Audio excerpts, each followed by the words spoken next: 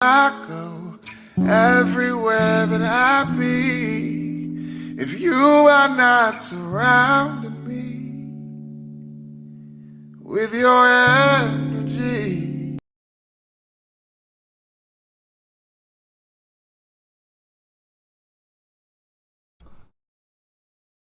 Yes.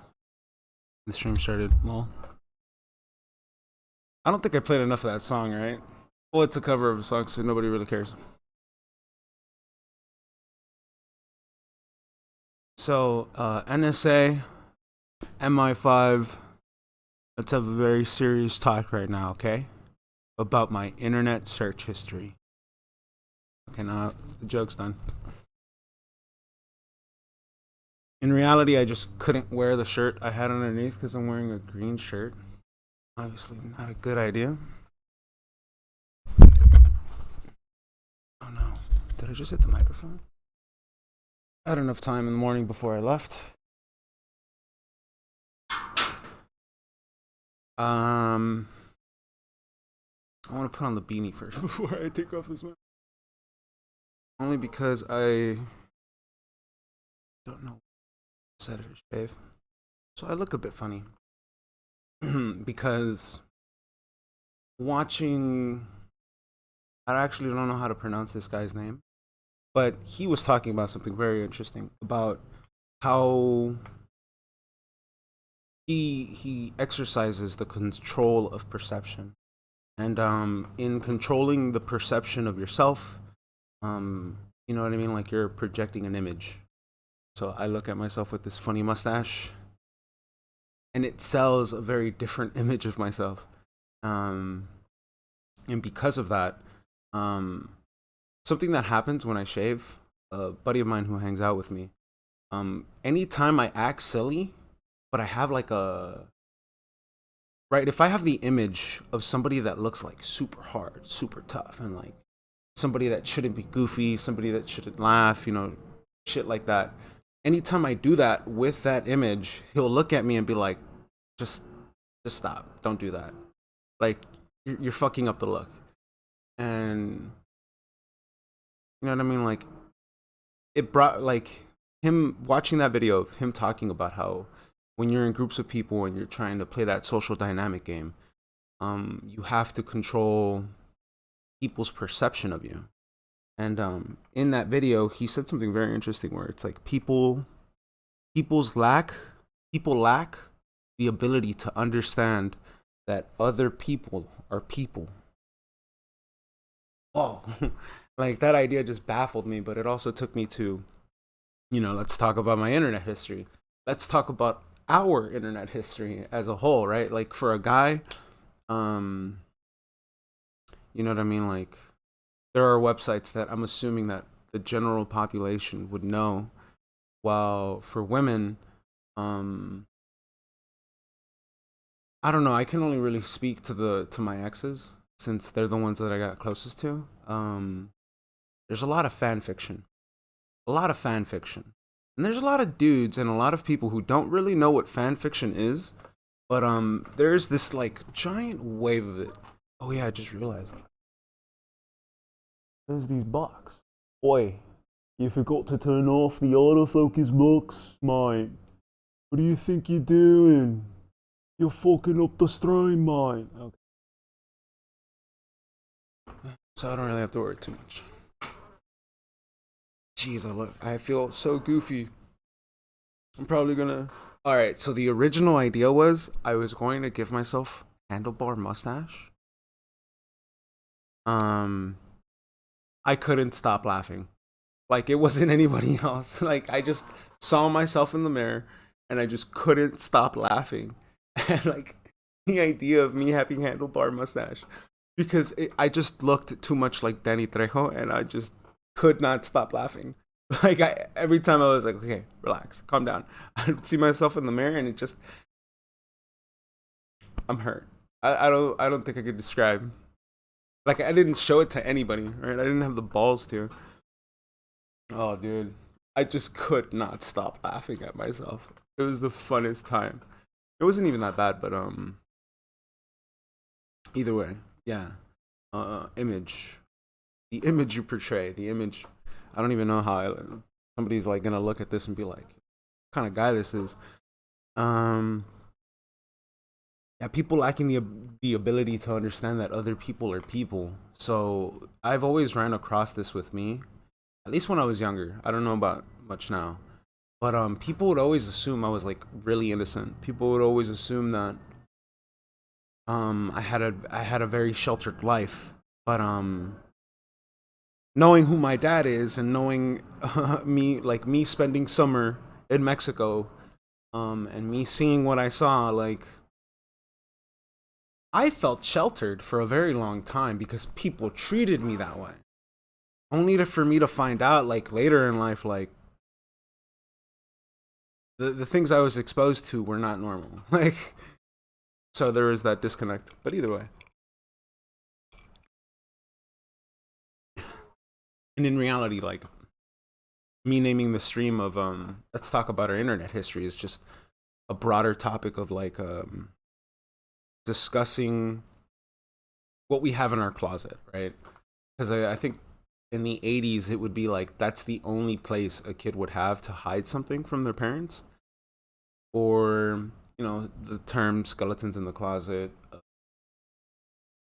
There's a variety of ways we can go with that, but it's so when you look at people and you're just judging them based on like the image they have and the immediate perception that you receive from them, it's left to open interpretation. If I'm ever left to open interpretation, I feel like the first thing my mind would jump to would be like the subconscious wants, and the subconscious, like at least when I was studying like Gnosticism, um, the laws, the laws of nature, the Hermetic principles. I can't remember what they're called, but I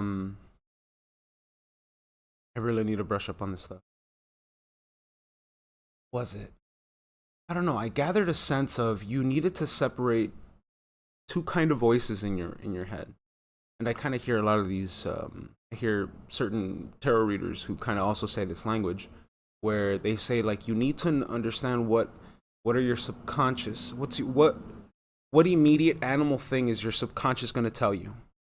But then you also need to remind yourself that you have a gut instinct, and that gut instinct will tell you something completely different sometimes. But you have to be able to separate the two. Like my brain is immediately telling me this, but if I stew on it a bit, I kind of get this different answer, and kind of being able to reach to that different answer is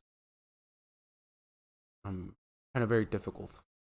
So if I'm ever left to open interpretation, I'm like, okay, it's very difficult for me because I don't know. The way I would look at it is like, you ever met a Sheila you want to speak to? Sort of like scenario. So at first glance, we when we judge people at first glance, we are as people. And I have to remember, people are people. If I do it, like I'm going to pay more attention to like your speech pattern, right? Like the way you talk, the way you pronounce words, and like I don't know. I pay attention to very different things that other people would pay attention to, and other people where their mind immediately would go is like looking at their clothes, looking at their attire, and kind of building assumptions off of that understanding of that paradigm, right? Like be of the world, not of it, sort of situation, right? They're of it. Like their whole lives revolve around not just the materialistic goods, but like brands, portraying yourself. At least here in LA, right? I live in Los Angeles, so here, people wear clothes and assume the identity. The identity isn't built on like the culture. Like I don't know what I look like right now, and then I'm still wearing a green shirt underneath. Um, Blending in with the background. I don't know it's an Adidas shirt, so I don't know what I would look like to somebody from like, you know what I mean, like your style and sense, what the image, like in LA, I would look like a skater, but if I go to somewhere else, I would probably look like something else.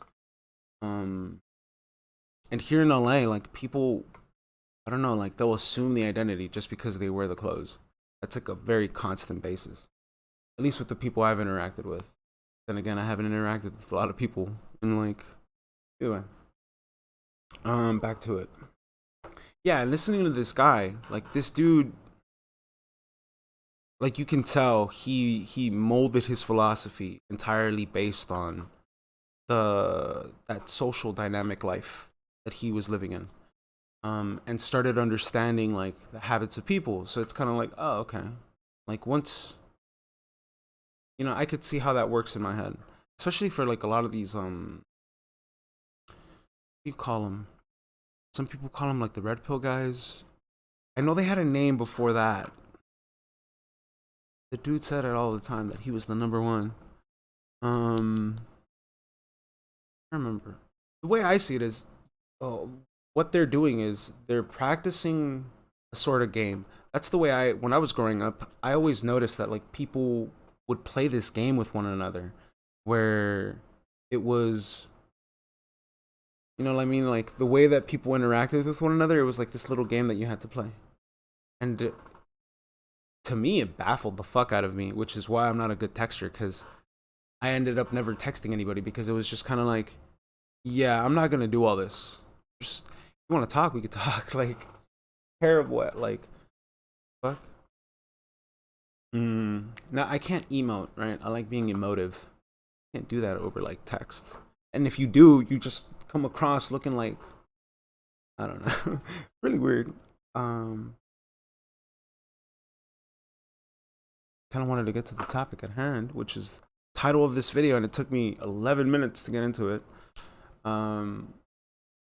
Let's talk about our internet history. Let's talk about skeletons in the closet that we all have. And right, for guys, it's like the porn sites. It's probably some dojins, probably some like very lewd erotic like manga. And on the inverse side of things, it's for women, at least girls I've dated. This is very anecdotal. It's a fan fiction. It's, I don't know, it's a variety of mediums, right? Because I have caught my Fabio covered erotic novels. I did experience the trend of 50 Shades of Grey. And it's always this like, I don't know. At least I noticed a pattern that they liked playing scenarios in their head. It was always a thing about just various types of scenarios that they would play in their head. And that's what I would assume their skeletons in the closet is. As to what that would look like as a URL, what kind of websites they would go to, I know there's Wattpad, like WATT pad. For the guy side inverse things, it's like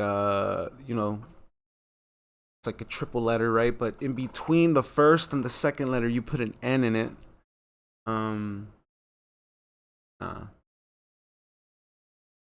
Then there's, I don't even know. I think I'd better off using like company names, right?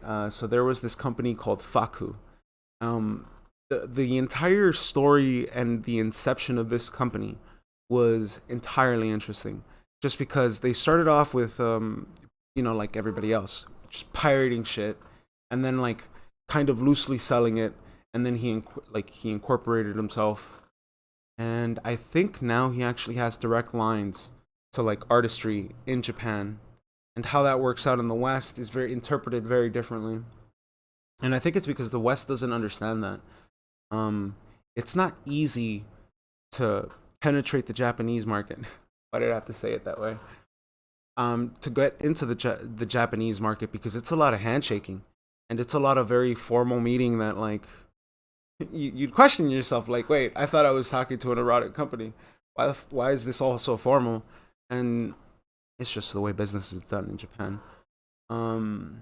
Very strict, very formal, and then you run into the barriers of publishing rights, and how various conglomeracies in America have made it very difficult, Whatever. I don't even know why I'm explaining all this.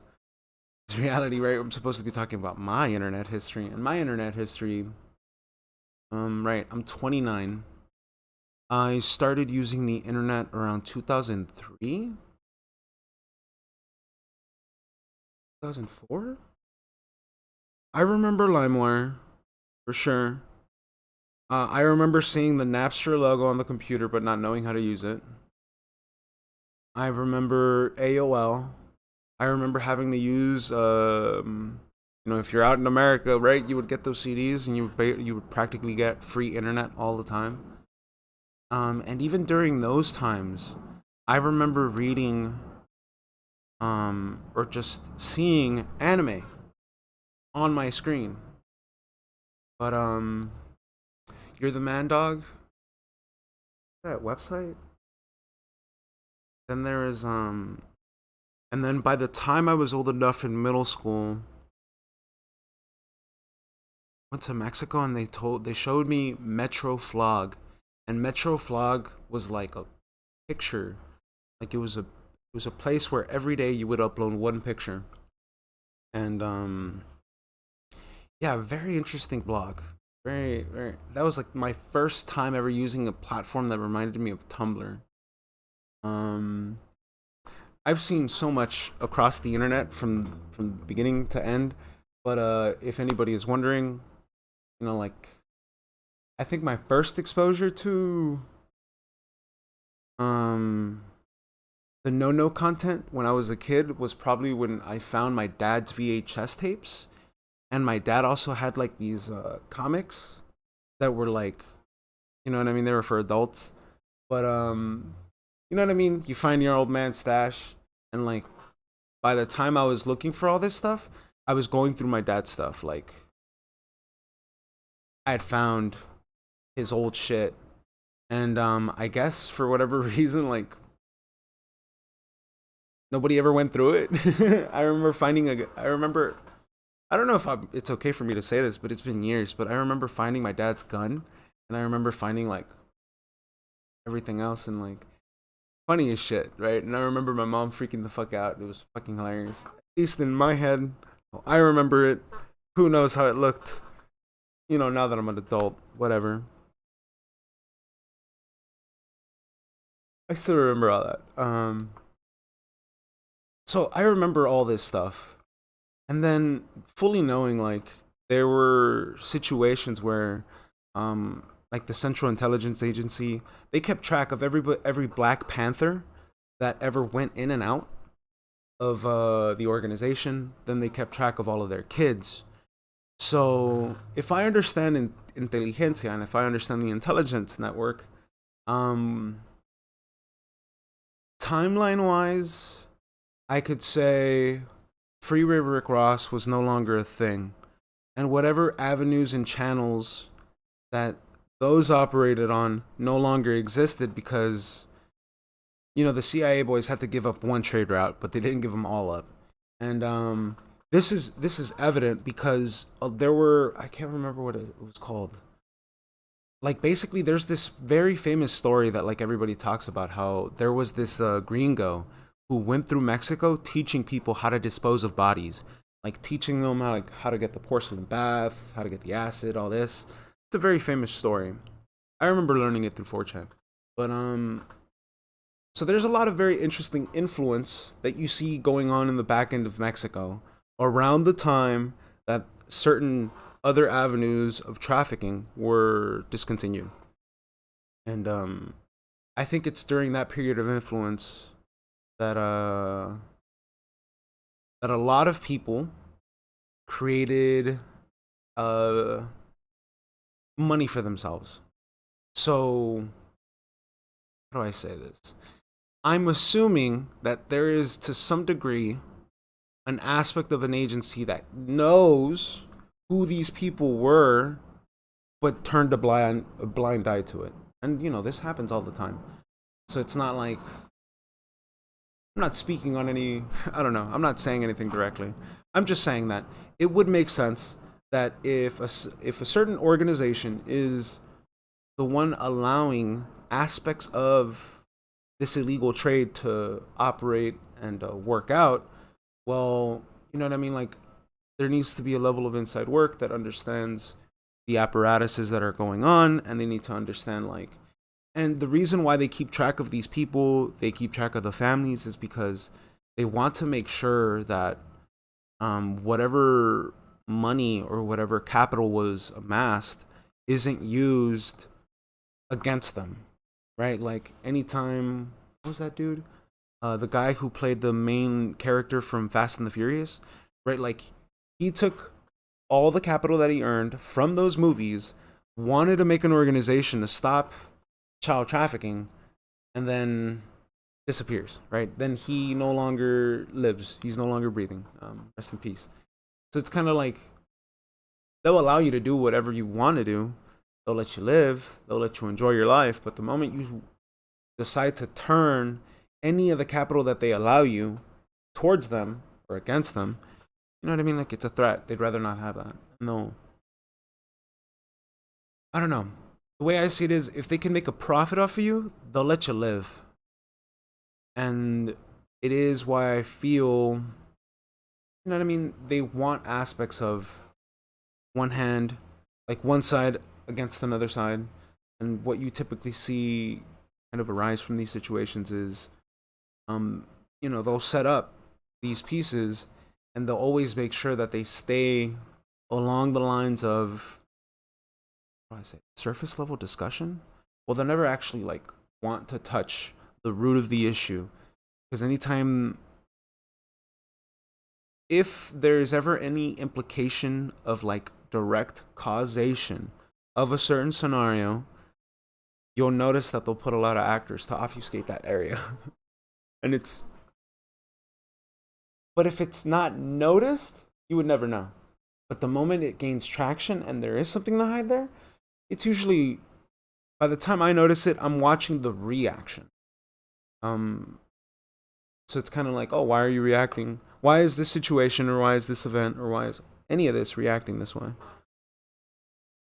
I have no idea why I went hella deep into that discussion when I'm supposed to be talking about NSA, MI5. Please be kind on your brother. What I'm making a reference to is Five Eyes, where military cannot operate within its own borders. You know what I'm saying? So what they allowed was, oh, I can spy on you and you can spy on me. How does that work out, right? And we give each other information. So it's kind of why I put MI5, just because if that is how the deal works, it's not, I don't have an NSA agent. I have an MI5 agent. I probably have, who knows? Who knows on the other side of watching me? They could be from New Zealand. They could be from Australia. They could be from down under. I don't even know if that's their accent. The only one I can really replicate is probably like what are the indigenous people called? I don't know. I can only do it because of that one Twitch streamer who got really famous. He's like a wood carver. I watched a lot of him. I don't know. I usually just pick up on the vowels, and that's how I tend to replicate a lot of these voices. It's very difficult when you want to talk about like very naughty stuff, like, internet history. Because if you're Alex Jones, all you have to do is sit inside a courtroom and just look at your web browser. Oh no, why did I mention that? And that's the thing, like, that's actually something very interesting that I can tie this into.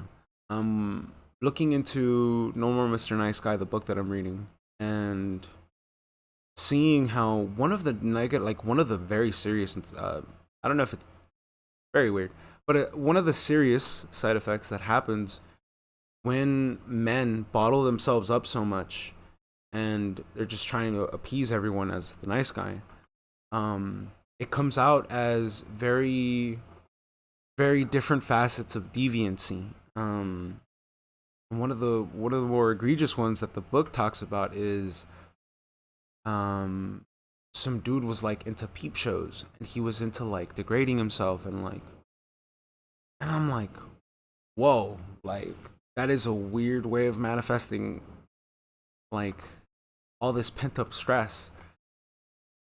So, it goes into like what we, at least I think the book was written in I actually don't know when the book was written, but I'd imagine it was a time when the internet didn't exist. If this dude literally had to physically go to a peep show, um, and just to,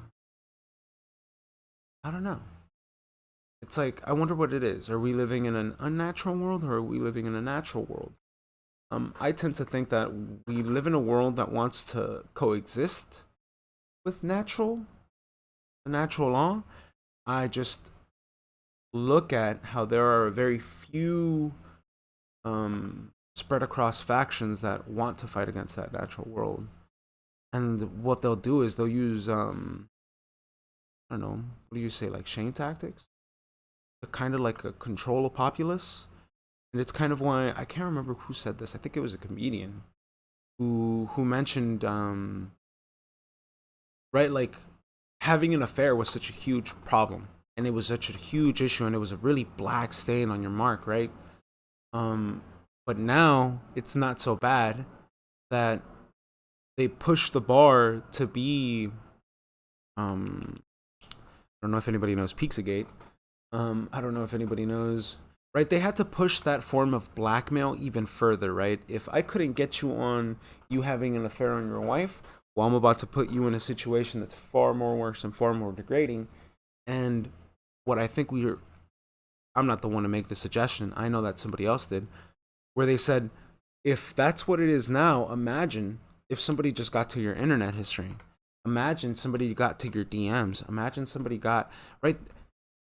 The level of self-incrimination is so far down the line now that if you don't really teach your kids, if you don't really teach somebody ahead of time before they get on these platforms, they won't self-censor themselves.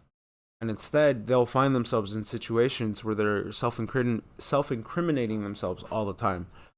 I know somebody who's into, it's been a bigger recent problem where people are driving their cars in circles and just kind of like blocking off streets and stuff like that.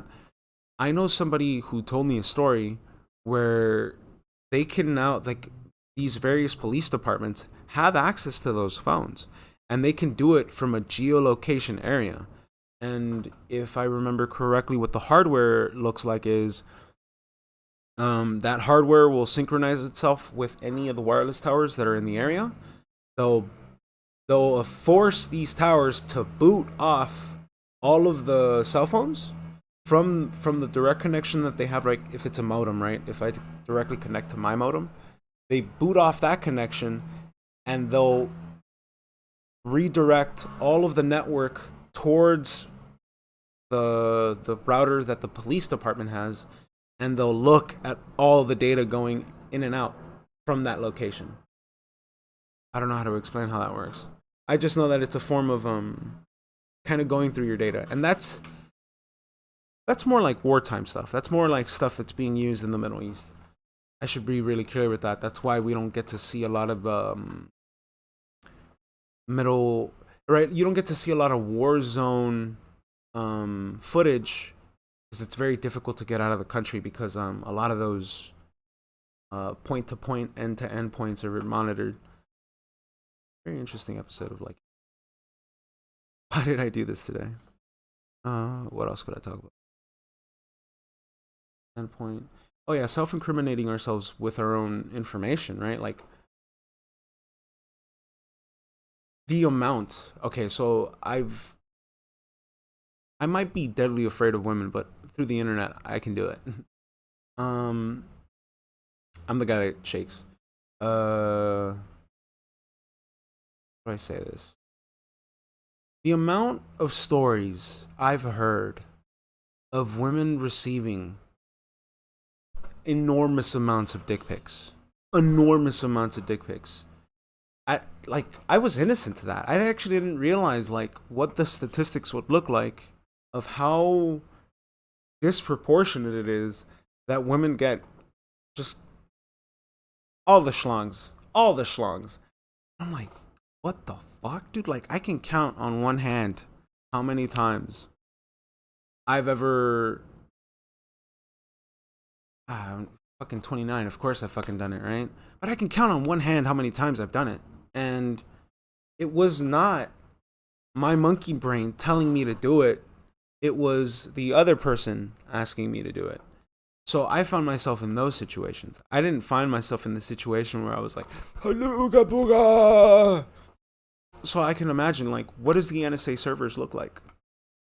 Right? If females are encountering this sort of problem, I wonder what the NSA looks like. I wonder what these data collection programs look like.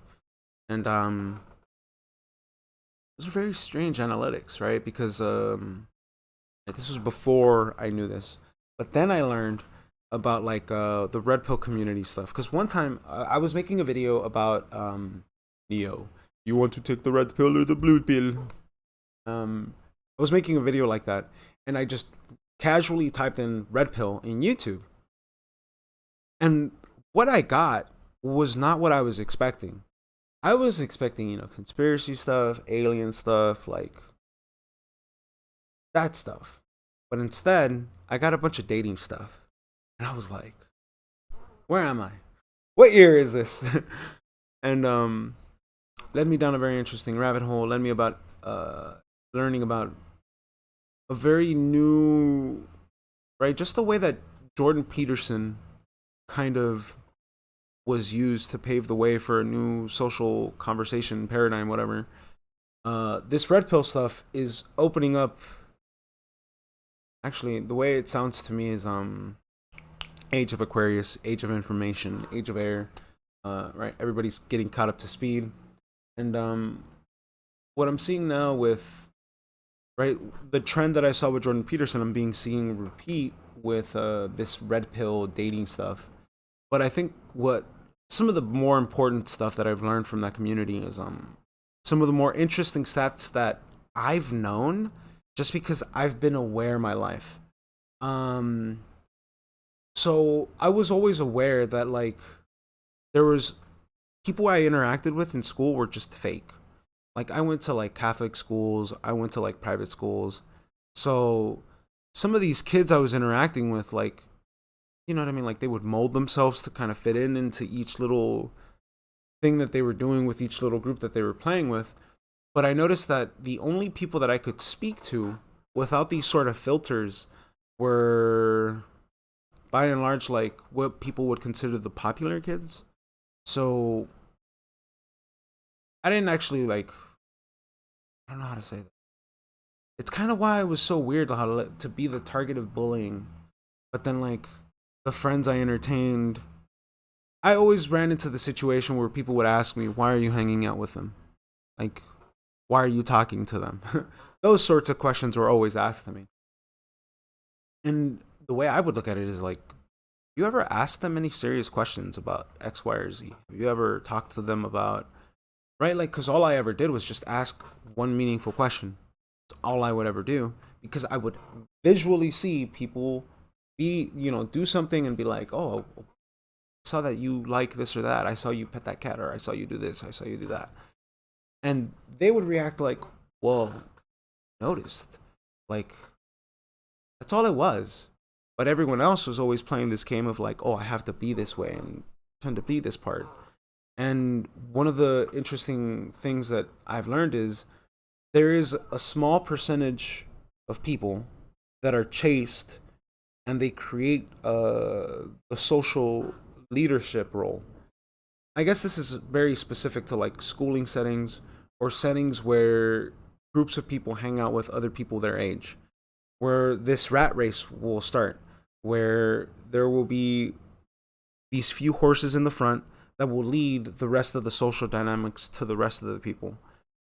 And I think the only other place I've ever seen similar described that way is the dating pool scene stuff, where 80% of the women are chasing between anywhere from 20% to as less than 10% of the population of men. And it's just because of the things that are desired. And, it all comes down to trends, cultural things, as in like what's trendy in one country is not necessarily trendy in another country. So the rat race is very different. But I don't know, that falls into like social paradigms, social dynamic stuff. paying attention to that. So if we understand these dynamics, like all you would really need to do is blackmail certain key people, right? If that is a statistic that we can view, then on the back end, somebody has access to all this data. All it really takes is an analyst. All it takes is an analyst to look at the data and be like, what are you trying to gain from this? And put a report together. But I'm suggesting that the NSA uses, well, I'm suggesting any intelligence network could use their data to map out key aspects of understanding, like what I don't know, like the amount of statistics. I'm thinking about like, oh, you can actually.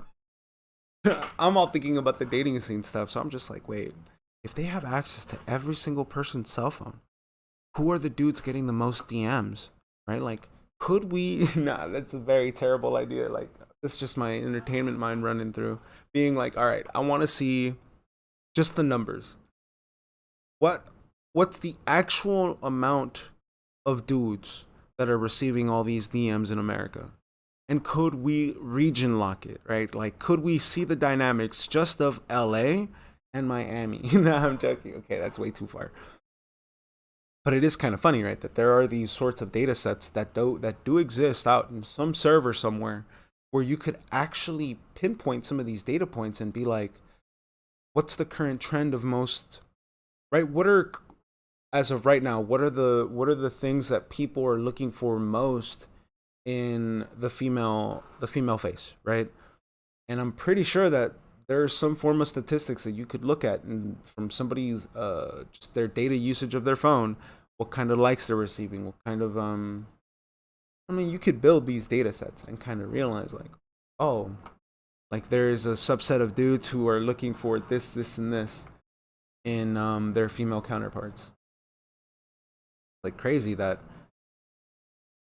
you could look at life like that through statistics, but that would assume the idea of, right, and you build that thing of lacking the ability to understand that other people are also people, because it's kind of weird and strange how we do things now, right? We look at each other through screens, we loosely interact with each other, and like through text messages there is no longer that like I have my buddy Stat. Like he always said something very interesting to me, where he's like, we could do all this internet shit, and like we could look at each other through the screen, we could talk to each other through our voice, but there is something very special to kind of being face to face or person to person, or experiencing that other person's frequency, their vibe, whatever, right? Like that thing. I don't know but I could see where he's coming from, like where, you know what I mean? Like you get into this whole aspect of things. Right now, everything's done through the internet, which goes through. So I don't know if anybody knows how the internet works, but like end to end, server point to server point, there are bits and pieces of equipment that collect information. Um, and they kind of like detail out where you are, who you are, and all this sort of shit. But that sort of data is only kind of cataloged by NSA servers. But then you get into CrowdStrike, and you get into these other agencies that were given access to these tools and capabilities to be able to do search queries, and that's how what was it? That's how the Russian sham thing happened, and because they were just basically like, hey, just type in his name and get dirt on him. That's literally what they did. They were like, type in this fool's name, get dirt on him. Look at every single thing he's ever done, because in the server, it doesn't map out everything into complete detail, but it maps out enough to add up somewhere. I don't know. It's crazy stuff. Let's talk about my internet history. My internet history is so fucked, dude. So fucked. How much time do I have right now? I'm about like 40 minutes in. It's 8:30.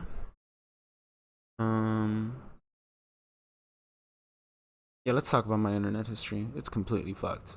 Like, I've been on the internet since 2003. And then how people maintain this idea of like me being innocent was interesting to me. But it also taught me something very fucked up that I abused the fuck out of, right? A great story to explain this is we were in a dorm room and we were toking it up, my guy. Yeah, bro. And somebody told us like got a call and they were like, "Yo, the cops are about to do a sweep." So we all freaked out, and I just told everybody like, "Look, here's what we're about to go do. We're about to go move this somewhere else," and everybody was all right with the idea.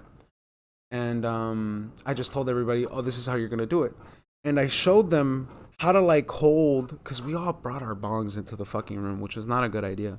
But I told everybody like, "Oh, this is how you can hide it," where I would tell them hold it a specific way, put their hand in their pocket to maintain the posture so the bong doesn't fall out, and everybody kind of walked off the room. But the only real people that got to see the cops, because everybody else got to go somewhere close, I had to go out the building, across the hall, right? Either way, I hit it, and the cop walks by, and I'm talking to Alicia, and we're just having a conversation about, I don't even know, like we're talking about going to the library or some stupid shit, and we're just walking by, and the cop just does not pay us any mind because he looks at me, and what I look like now is not what I looked like in like when I was 18. I looked like such a, people would always tell me like you look like such an innocent kid. I would have never known that you sell weed. I would have never known that you did this or XYZ, and like, and I abused the fuck out of it. And that's kind of why this self-image stuff really spoke to me, because it reminded me of just like if I was about to go do something rambunctious, I would purposefully dress a little dorkier, because cops tend not to fuck with the kid wearing the weird anime shirt. You know what I mean? Like, it was just that thing of if you look a certain way, if you can be classified a certain way just by the way you look, um, that's what cops do, right? They're entirely trained to do that. So I always find it funny where like if somebody can depend on that being a constant factor. Oh, another great example. When I was smoking cigarettes and I was working in downtown LA, I would get stopped and pulled over by the cops, and they would ask me, "Let me see your ID." And when I was a bit younger, I remember them saying like, "Hey, shouldn't you be in school right now?" And I'd have to explain to them, "No, I don't actually." Show them my ID, and they're like, "Oh." Just look at me. Ah, what the fuck? Like they would. It was weird. Um, but it's this whole thing of, you know, people are very studyable. So let's talk about my internet history. I keep avoiding my internet history. Um, Lots of 4chan. I know you should never admit to this. Nobody should ever admit to this, because this website is very difficult to get on. X Hentai, where if you just go to this website or if you Google it and you click on the link, it just takes you to an image, and that's all it is. So these websites are very, very, very weird, especially if so the company Faku, when they decided to incorporatize and they decided to make the space a bit more legal here in the States, one of the things that had occurred was there was a threat to these various other internet platforms who were hosting this information, and there was a threat that they might get taken down. So I remember a time when I remember some of my internet friends completely downloading tons, I mean tons of just dojins. And for those who don't know, dojins, all right, manga, like those Japanese comic books. A professional publication of it is called a manga. Amateur or a self-published one is called anywhere from a dojin to, there's another word for it, but dojins is the umbrella term for the erotic side of that thing. So when Faku incorporatized, all these platforms got scared. A bunch of people started downloading a bunch of stuff. So right, that should give you a telltale sign of what sort of side of the internet I was always on. Um, Another great story for that is when that whole Libya stuff popped off, and like you had all these 4chaners like trying to like, it was just two threads I remember where they were trying to teach people how to connect back to the internet. They made movies about this stuff too. I think one of them is called Chanology. And then if you look at Chanology now, the documentary, you can kind of see where a bit of the propaganda was sprinkled in, because you could just tell, right? Like there was a bit of a whitewash in terms of what really happened during those 3 years. Because if you were there, you would remember 99 against the 1%. But now the statistic is used differently. Being a part of the 1% means earning $43,000 a year. Um, the rhetoric changed. Certain people went to jail. One of the only few people that actually can talk about the event in front of everybody is Tim Pool, who's, I wouldn't consider him being faithful to what actually happened on Occupy Wall Street. He doesn't really explain it to any full degree or any full length, because there were people on the back end from 4chan, Reddit, and I can't remember what other forum that went to jail because like some people could say that they were racketeering, but the way I saw it is we were doing activism. Like, aren't we allowed this freedom? And there are no rules for it too, because it was on the internet and there were no real, I don't know. The only way that they got the FBI got full clearance to stop this was through Sabo and kind of sabotaging it from the inside. So my internet history, my digital fingerprint is fucking large. I never did anything like really big that, but then again, that's why I mentioned that story of like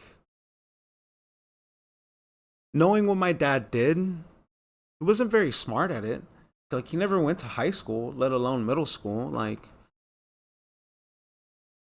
the way I see it is like he got caught up at some point throughout this process. Like, the way I see it, intelligence just gathers intelligence. And though, I don't know, to some degree, they have to know. Like, fully knowing that the text messages, fully knowing all of the new capabilities. Now I'm just kind of like thinking to myself, like, it's kind of weird that we have all these problems of trafficking, and there's only one agency that has the capability to look and or monitor all of that information. So it's kind of why I lean credence to like Q as a movement, where it's like they have it all. Like, even if they don't have the full complete set of data, they don't really save full on images, they still have the event log. And you can't, depending on what kind of algorithm they use, you can't cook an event log. An event log is hard pressed and only comes out of hardware. So it's like, I don't know. Depends on what you know. Internet history is a very, very just, man, right? That's just my internet history. And if, all right, the reason why I actually wanted to start this video was because of that frog that I'm using on my stream. This guy, that little frog, right? That frog right there. I posted that frog on a variety of different 4chan threads. And I think I posted Vimmy's mask too. Can't remember. But and I remember having a discussion with somebody who was super afraid of like, oh, what if they trace the art back to me and they know that I'm like a part of this online internet hate group? And I'm like, bruh, who the fuck cares? Like, the way I saw it was like, this is your first time in the rodeo? Like, I've been here like my whole life. Like, this is a part of who I am. This is a part of my existence. Like, you know what I mean? Like, I've been alternative to whatever the fuck all this is because of these avenues, these places that exist, da da da da da. So me posting this frog, and by the way, some of the posts that I have on 4chan and some of these threads I'm very hyperbolic. Like I do not. I've been on the internet so long. It's not trolling to me. It's like it's a form of sometimes I like to practice what kind of angle I could take. Sometimes I like practicing what sort of character I can play. Sometimes I just like bullying the F out of people.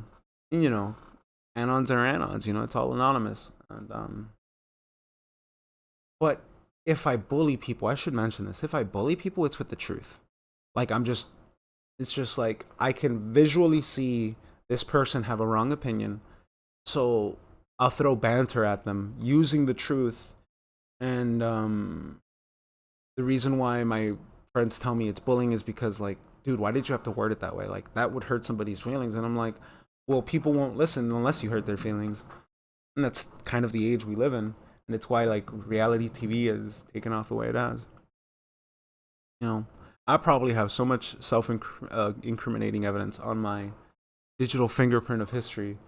And you know, when I think about it, I'm glad I didn't do any like really crazy deviant shit.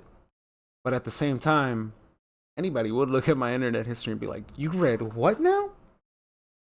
You read the entire series to this really fucked up series." I'm like, look, sometimes it's not about the erotic novel. Sometimes it's about the fucked up story that it comes along with. And you'd be surprised how often you encounter that. And it's like a really fucked up feeling where you're just like, I know I shouldn't read this. I know this is really fucked up, but like the story, the characters, and like what's gonna happen next. And you can imagine how that gets for the women's side on like the erotic novels, the fan fiction. Like the fan fiction to me was already enough where it was like, whoa, what do you mean you're self-inserting yourself into these characters? And just imagine, right? Like I remember somebody telling me a story of one of their favorite authors for some fan fiction, and I think it's like Danny Phantom fiction. No, I don't think she told me what particular show this fan fiction was using, but she told me that this like she believed that this person was anywhere between the ages of 14 to 16 and that they were uploading a chapter. They were uploading 2 to 3 chapters like every day. And I'm just like, how do you write that much? Like, I don't know. You get into that in proportion, and then I don't know. That's a lot of writing to do in a single day. And she would read the series religiously. I'm like, wow. Like, wow. Oh, that person I don't know. Whatever. Yeah, don't look at my internet history, Paulie. Now I'm gonna go shave all this off and pretend this never happened. Because I couldn't look at myself with a Danny Trejo mustache.